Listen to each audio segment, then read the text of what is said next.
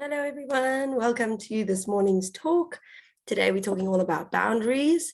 I was supposed to go live, but last time I had an issue with the live and I decided to just record it, post it when I was going to go live. And then you're welcome to add comments, insights, questions into the chat below. This is also going to be going on to YouTube. So if you're watching on YouTube, you can feel free to do the same. If you don't know about some of my handles, you can find me on Instagram at Claire_intuition, or you can find me on Facebook at Claire M's spiritual coach and medium, something like that. Okay, so that's my intro. I'm Claire. If you don't know me, I live in South Africa, in Benoni. I am an intuitive coach, which is life coaching, but I feel that I'm guided intuitively to coach. So it's also like spiritual coaching. I mostly coach women who are either running their own businesses or struggling or what's the word? Wrestling with the day-to-day being a mom, running a business, or even going to work. Usually it's people who have started their own business and are juggling family life as well. So that's where I usually work with people. I am a medium, a training medium. I don't think you ever become, get to the end. I think it's always a journey. I'm on a journey. And recently I'm going to be joining a group where we're going to learn more. So I'm really excited about that. And I'm a writer. So I wrote my first book in 2020, self-published, and the sales went really well. And I'm super excited to write my second book, which is going to be a little bit different, but I'll be sharing more about it as I go. So to start with today we're talking boundaries. I'm going to do a card reading just for us to start off the day. I've had a crazy start to the morning. My kids were supposed to go to school. They're both at home. There's some bugs going around, so they have been not so well. So it's just always like puts everything upside down. Okay, so and then that's a very interesting one. So these are very general. It could be for me, it could be for you, it could be for all of us. So I'm going to show you the cards and you can see what you think. So the first one is prioritize. So prioritizing is focusing on the most important things. So for me, that usually means I'm juggling a lot of balls, which I am doing at the moment. And the message I keep getting is slow down, like focus on what you really want to do. You can't, not to say you can't be good at everything, you probably could, but you're not going to give your all to everything. Rather just focus on the things you really want to do well in slowly. It's that like slow and steady wins the race. Like you're not going to get there quicker by doing a million things. So, and then it says, it's Archangel Metatron, this message. So Archangel Metatron can also help you get organized and motivated. So if you call upon him and you ask, like, I need help getting organized, we don't have to do this alone. And that's what I have to always remind myself. I'm always doing everything alone, but there's a whole team of people on earth and in the spiritual realm that can help me. Okay, the next one is nurture. And this is a really beautiful one. It's nurture, like as you nurture a child, nurture yourself. And if you have children, nurture your children, but nurture yourself as well. So take time to just be gentle with yourself. Life is hard. I know I struggle a lot with marketing. I struggle with social media. I'm finding I need to be more open about it. It's this like, I find it's this like popularity game, or I don't know what the word is, but I find there's a lot of pressure for me to reach people. And then I lose sight of why I'm doing it in the first place. Like, why am I doing this in the first place? I just want to reach people. I want to spread messages of things that I've learned. I want people to know the work that I do in case it's something that they feel drawn to. I don't want to get a million likes. Like, it would probably feel great, but that's not actually my intention. And I have to keep reminding myself. And for me, that's where the nurturing comes in. Nurture my inner child and say, everything's okay. You're doing the best you can. Give myself little inner child hugs. I've actually got an inner child meditation on YouTube. I think it's even in my Facebook group if you're keen to connect to your inner child today and have a little bit of inner child connection time. And the last one is relationship harmony. So this one is where again, we're not alone. The universe is helping us to resolve conflict. Like, we don't always have to know the answers, but this one is saying that the angels are opening the hearts of everybody involved. So should you be in a conflict with someone or a disagreement or a misunderstanding, angels will help to open the hearts of others. And if it's not meant to be, it won't be. And in so doing, the arguments and conflicts can be resolved in the way that they need to be resolved. And sometimes it's not what we think it's going to be. And that's important for me. Just had one of those moments. Yeah, that makes sense. Okay. So let me just pop these out the way when I'm done, and then we can go on to boundaries. So I made a little slide presentation, but I don't think I'm going to put it up. I do prefer to just talk, and it takes us where it takes us. So boundaries are such a big one. Last week I was talking a lot about approval seeking, inner child, like good girl complex, where you feel you always have to be the good girl, you have to do the right thing, you have to be what people want you to be. And I'll invite you to think for a moment, what does it feel like when someone says, wow, well done, you're such a good girl? How does that feel? Wow, you've done so great. Wow, you did that exactly as I asked you to do it. It's so nice to have help. It feels amazing. And it's not to say we mustn't do those things, but we can be so filled with that feeling of approval that we forget to listen to our body. And that's what we're going to talk about today. Listening to those nudges that are saying, I don't want to do that. This doesn't feel right. Oh, I've actually got stuff I have to do, but let me help that person because I'm going to feel so uncomfortable if I don't. So it's that sort of thing. So what are boundaries? Like, what actually are they? For me, boundaries are, it's like sometimes even an unspoken or a spoken agreement between people. I prefer spoken because unspoken can be very confusing, but there are ways where unspoken agreements just happen. Body language, where we set boundaries, where somebody comes in to hug you and you go like that with your elbow. We spoke in our conscious parenting conference about consent. Casey Blake from Tools for Having the Talk spoke consent. And for me, consent, boundaries, all of that, inner triggers, it's all linked, because when we start listening to our body and we start voicing our boundaries and we start setting our boundaries, it's so much easier. So what are boundaries? For me, it's like an agreement you have with people as to what you feel comfortable with, or what sits well with you. So that led to something I was going to add there. It came into my mind. I can't remember what it was. Okay, I'll come back to it if I remember. Okay, so what sort of boundaries do we come across? To me, boundaries, it's literally every single day. It's like boundaries with time. Will we give of our time to help someone, or won't we? It's boundaries with our phones. I mean, or our laptops or whatever, with communication, technology and everything. Like now, somebody can contact you any time of day. And oh, that I remember what it was. Let me go back to it because I'm going to forget again. How does it feel when you're working with somebody who sets a boundary and then dissolves their boundary as soon as you cross it? So let's say someone says to you, I won't be available before 8 because that's when I meditate, or something like that. And you arrive at their house 10 minutes early and they come out before 8. And you think, oh, okay, well, obviously it's not that important. Versus someone who says, 8 o'clock is the only time I can see you. And you arrive early and they don't come out. And 8 o'clock they come out and you go, oh, well, they said it was 8. What's the difference? So, I mean, that can work in any area of our life, and for ourselves to be mindful of, am I setting a boundary and then sticking to it?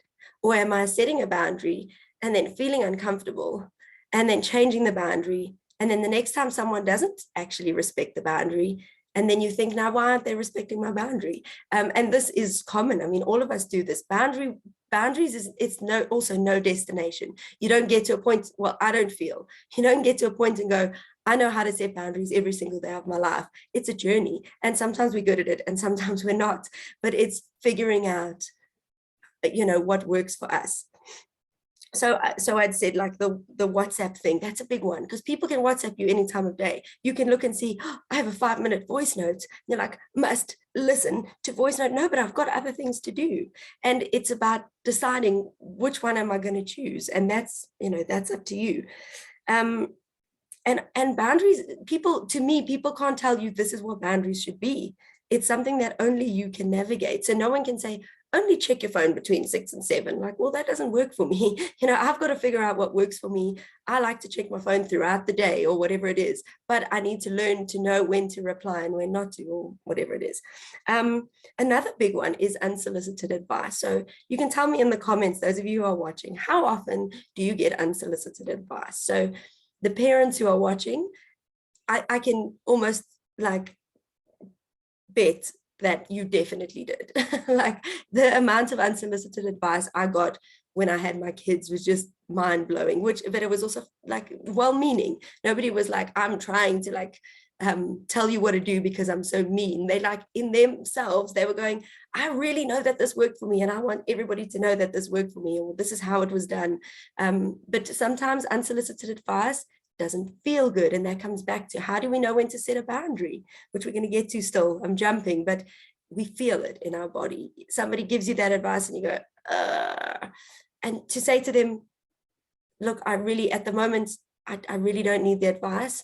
I'm actually doing well, can be so difficult. But once you do it once, they might get upset. You do it once, and then it's dealing with the feelings, which we'll get to now. It's dealing with the feelings. Okay, so that leads on to, why is it so difficult to set boundaries? So there's so many different ways. You can tell me why you struggle to set boundaries. I'll tell you why I struggle to set boundaries. I struggle because it's that feeling of like, oh, I'm making somebody upset, or somebody's not going to like me or not be happy with me. And it's that wrestle of like, if I say no, then they're going to withdraw. The feeling of niceness and the feeling of maybe connection, but do I want to be connected to people who don't respect my boundaries? I have found that I went through a period, and I feel like the universe brings this into our life. It's like, you're not setting boundaries, it's going to keep happening, it's going to keep happening. And you start seeing it in every area of your life. People will be overstepping boundaries, saying things that make you upset, and it will start building and building and building. And once you start setting small boundaries in all different areas, it slowly just starts to make sense. And the people start to change sometimes. So I found that I had a lot of people crossing boundaries, and I left it and it got worse, and I left it and it got worse. So over time, to me, it's a play of both sides. So am I wrong for not setting the boundary? Are they wrong for overstepping a boundary? I don't, sorry, I don't have an answer for that. Because I do feel that as human beings, it's our responsibility to set boundaries, not as children. Obviously, children can't always set their own boundaries. They're not developmentally capable, but as adults, we owe it to ourselves to set boundaries in order for us to grow into healthy, spiritual, holistic beings. I'm just saying words now, but I think you know what I mean. So there's a story to show you the two different sides of setting boundaries. So I used to go to my parents' house a lot. Like, I grew up there. It was my home. It's where I lived. And I used to arrive there sometimes, and I could feel, oh, this isn't actually a good time, but they wouldn't say anything. And I would think, but they should always want me to be here. Like, why would they not want me to be here? And then I went through my own journey of boundaries and people overstepping my boundaries. And I started realizing my parents are allowed to have boundaries. And that was hard. So it's that also that mix between setting boundaries and respecting boundaries. And I feel like the more I respect people's boundaries, the easier it is to set them, and vice versa. It's like I start understanding other people's boundaries more because I'm setting them. Some people, when you come across certain people, they lack boundaries with you, and then sometimes you'll find that it's the other way around as well. They don't mind you overstepping, and they expect to overstep.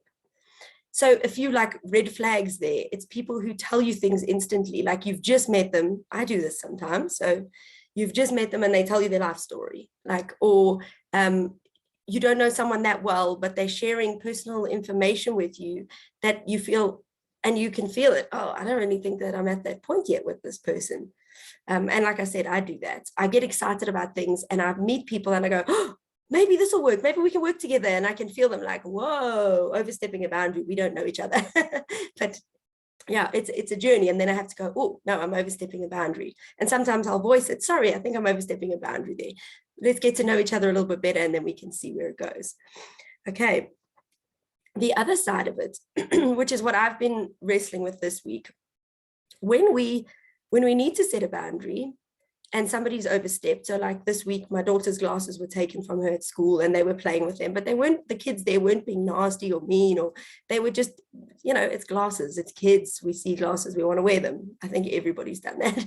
And my daughter felt really uncomfortable, but she didn't know what to say. Now, we've spoken about it so many times, and she's still young. But I thought to myself, inherently in us as human beings, setting boundaries is like a survival thing. It's like it's a threat to our survival to say something that may cause somebody else to disconnect from us. So it's that feeling, you can feel it in your nervous system, like, I can't set this boundary. It almost feels like somebody's like holding their hand across your mouth. You're not going to set this boundary. This is too hard. We're not doing it. While at the same time, your body going, I don't like my boundaries being overstepped, but we're not setting them. I don't like my boundaries being overstepped. We're not setting them. And it's finding that power, which is what we're going to talk about next, taking back your power and rolling with it, which is hard. Okay. So for me, taking back your power starts with the very first step of, where do I need to set boundaries and how do we figure that out? Okay, so that's the first one. The next one is, what does it feel like for you to set boundaries? So what's coming up in you? Because our bodies hold so much wisdom and so much trauma. The work that I do with my clients, I always say, like, the deeper inner work, like the somatic work, working with emotions, can go so much deeper than talk therapy and figuring it out in your mind. We can sit and figure things out in our mind all the time. I can say to myself, I need to set a boundary with that person, but then I can figure it all out. That makes so much sense. I just need to do this. I just need to do that. And then I see the person and my body is not yet healed. My body is not feeling that. My mind knows, but my body doesn't know. And my body goes into survival or threat or whatever happens, but my body can't do it and the words don't come out, or they come out and they come out wrong, not the way I intend. So the deeper work, so that's another step in taking back your power, feeling into the deeper work, and until your body feels, and your whole being, body, mind, and soul goes, I understand boundaries. This makes sense to me. I've got the confidence to set a boundary with someone because it makes sense everywhere in my body. Okay.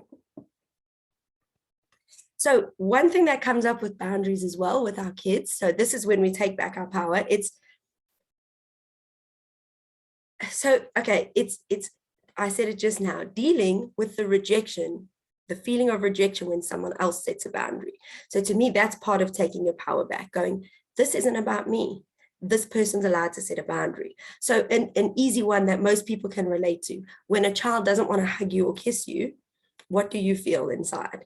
I know for a very long time, before I had kids, and then in the beginning of when I had kids, before I understood consent, I would be like, they don't want to hug me. That is so mean. That must mean whatever, whatever, whatever. And all these feelings would go on inside me.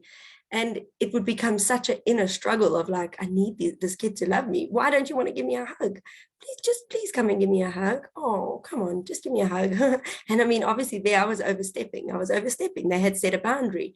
And kids are good at setting boundaries when they feel comfortable. But then often as adults, and this probably happened to you as well, it happened to me in certain situations, you're not allowed to set that boundary because you're a child. And I think a lot of our inner trauma comes from there. So come and give auntie a hug. I don't want to, you will go give auntie a hug. And it's that feeling of, I'm not allowed to set a boundary. I have to do as I'm told. And that comes back to the conditioning that I said just now, like that inner good girl that we feel we have to be, or good boy. There's no discrimination here. And then the last thing I would say is to be really gentle with yourself and start setting boundaries where you feel most comfortable. Like I said, with kids, they will set boundaries where they feel comfortable. As soon as they're out of their comfort zone, setting those boundaries might be harder. For some kids, it might not. It also depends on the person. So some people can have a childhood where you're told boundaries are rude, and they still set them because that's maybe their personality. I'm just thinking back, like, sorry, I'm the youngest of three, and I have two older brothers. And if they're watching this, sorry to talk about you. But myself and my oldest brother are both the types that want to make sure people are happy. So we both struggle quite a bit to set boundaries. It's just innately a thing that we just struggle with because we are like people pleasers. We're the good kids.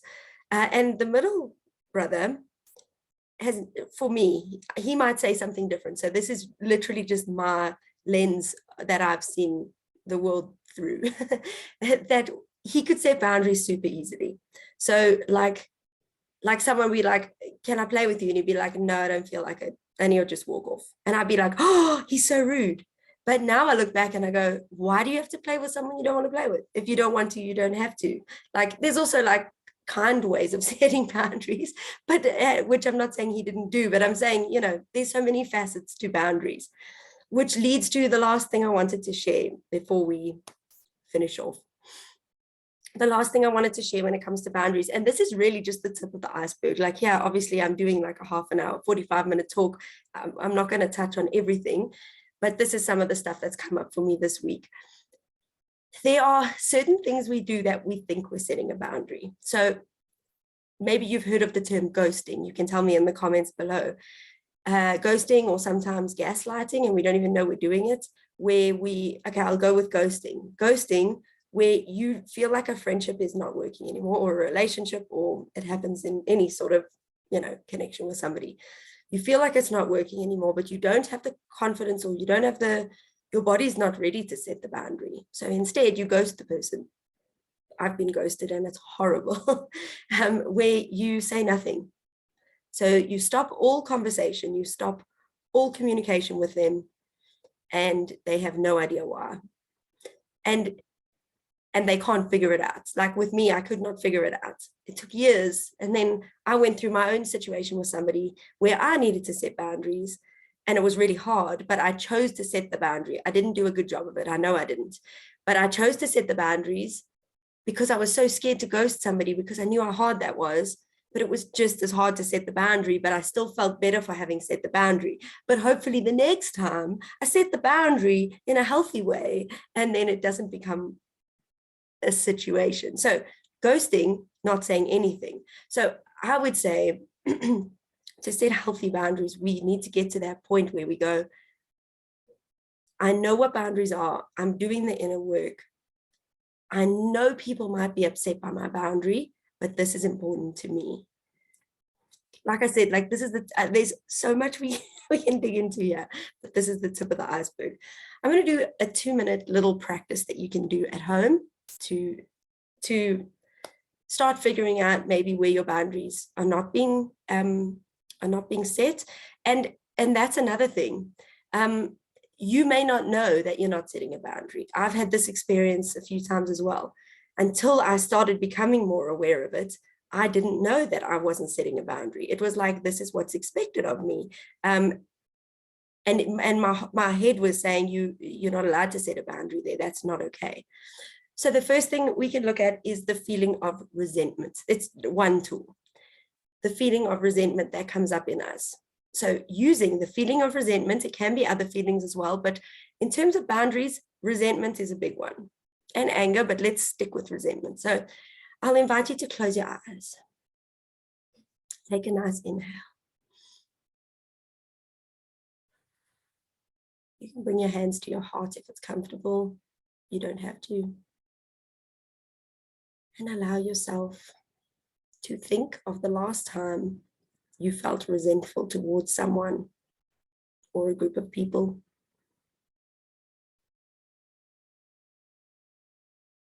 And sit with that resentment in your body. Become aware of what it feels like, where you feel it in your body. And then I'll invite you to say to your resentment, come in, let's sit together for a little bit. Let's see what this is trying to tell us, and let this resentment just sit for a little bit. It might be uncomfortable. Take nice deep breaths.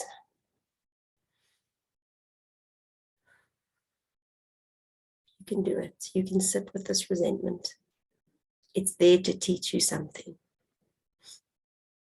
And when sitting with this resentment, ask yourself,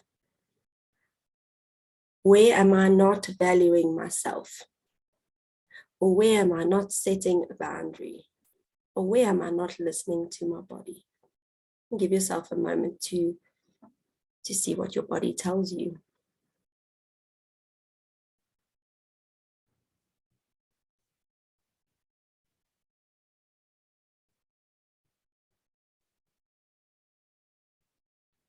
And then ask yourself, what is one small step I can take to set this boundary or to listen to my body or whatever it is for you? What is one small step, manageable step I can take?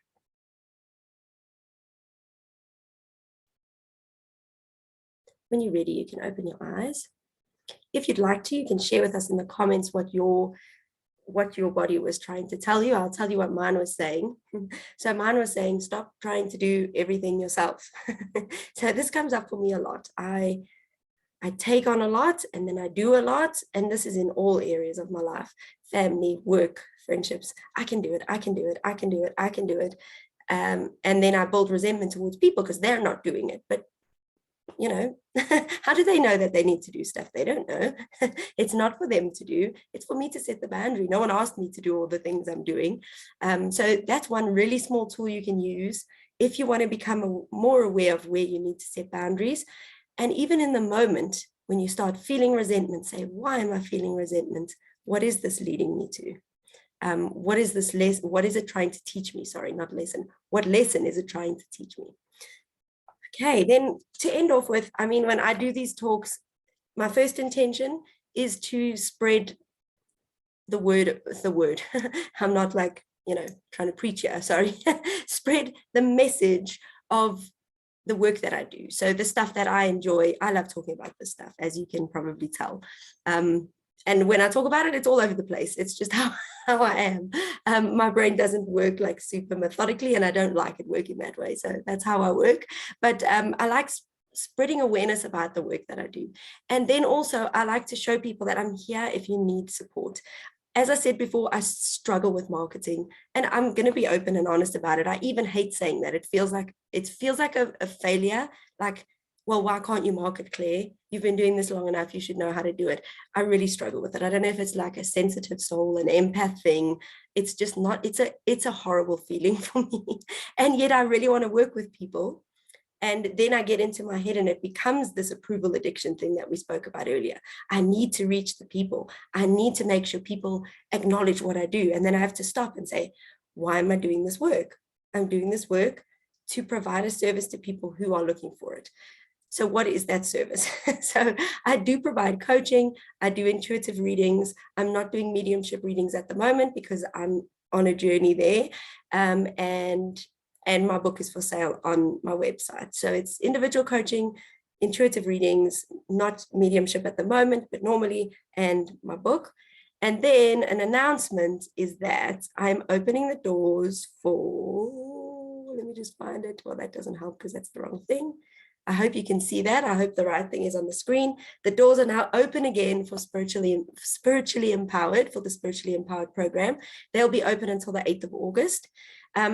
I'm not taking a lot of people. It's back to that thing of setting my own boundaries. How many people can I work with?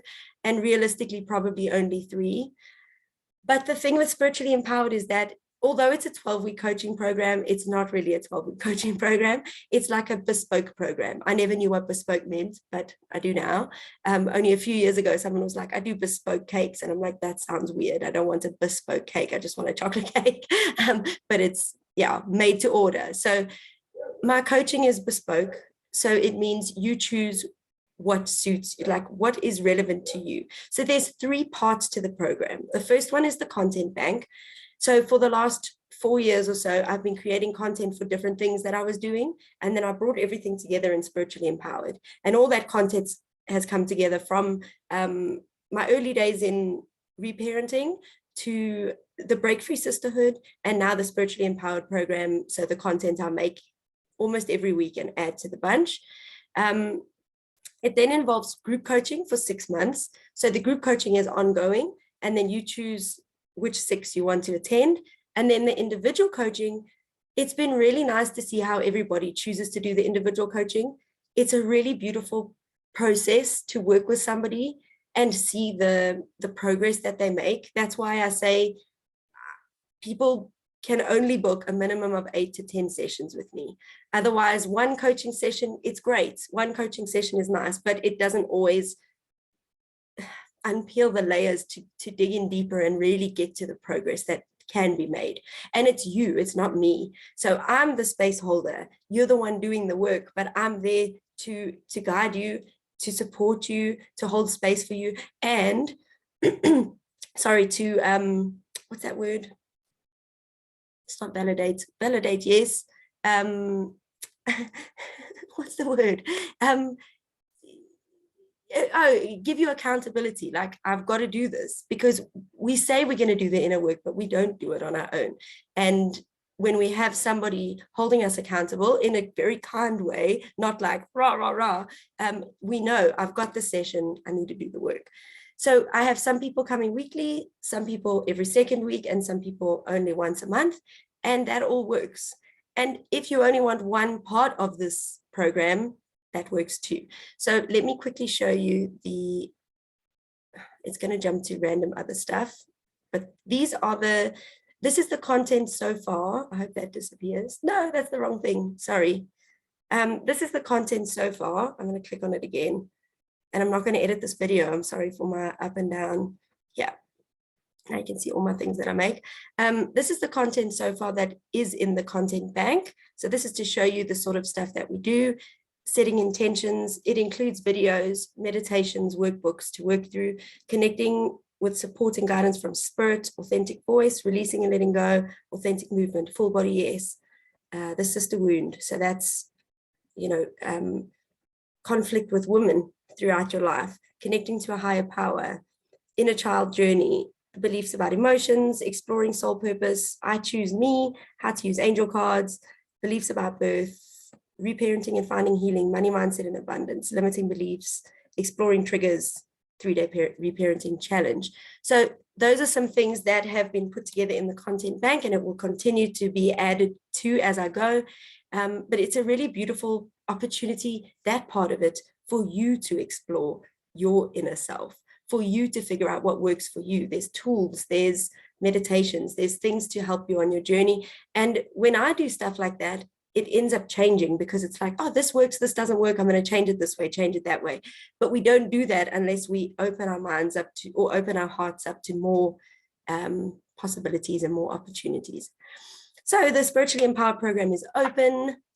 If you think that it's for you and you would like to chat about it, I do offer a 20-minute clarity call where we can sit and talk and say, what are you looking for? What's your end goal? Where do you want to see yourself? What are the things you really want to work on? Let's see how we can piece it together. I do payment options so that it's suitable for you as well. And yeah, I think that's everything. So yeah, that's all I have to say for today. Oh, I'm bumping my chair. I'm really grateful to those of you who watched. I just love doing this work, and I hope that today you learned something about boundaries. As I said, it was really just a sliver of information, but I would love to hear what you thought about the talk. You can let me know below, and I just hope you have a wonderful weekend. And I'm sorry this wasn't live, but I look forward to seeing you at the next one. Cheers, everyone. Bye.